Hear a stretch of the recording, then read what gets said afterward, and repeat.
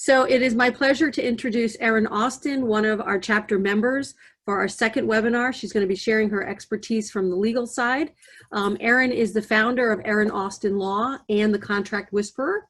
She is a Harvard-trained corporate lawyer with over 25 years of experience in law firms and in large and small service companies. Her practice includes a wide variety of business and corporate governance matters, including thousands of commercial transactions, professional and creative service agreements, government contracts, asset acquisitions, licensing technology. And Erin has put this content together today for the consultants to really focus on better contracting, how to manage non-disclosure, non-compete, and non-solicitation restrictions, and how they impact your business. So I know this is an important topic and certainly one that many of us don't have expertise on, and we welcome Erin.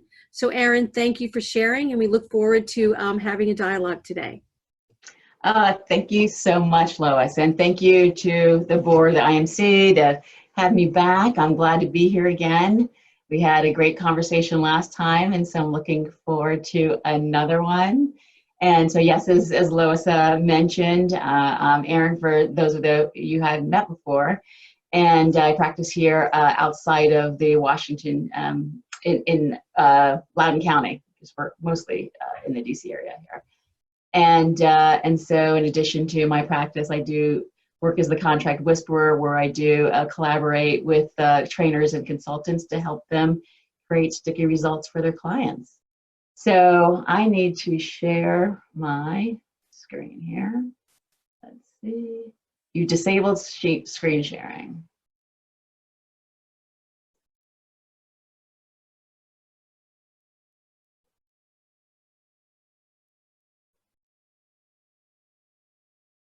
Am I ready? I just changed it. You should be able to share. I'm sorry. Oh, there we go. Okay. Let us start our slideshow here. Oops, slideshow from the beginning. There we go. All right. So yes, we will be talking about the 3 nons. And if I was more creative, that would have been like a spooky font there, because these restrictions can have significant impact. And by that, I mean negative impact on your business. And so those are non-disclosure, non-solicitation, and non-competition restrictions.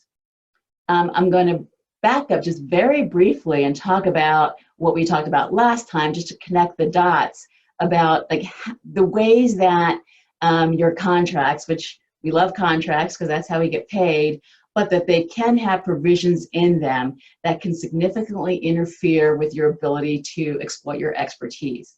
And what we talked about last time was from the copyright perspective, when you have pre-existing materials, such as you have training materials or you have a certain framework, and that framework or materials are part of the deliverables that you're providing to your client, you want to make sure that you aren't assigning all the rights in your pre-existing materials to your clients. So we talked about that.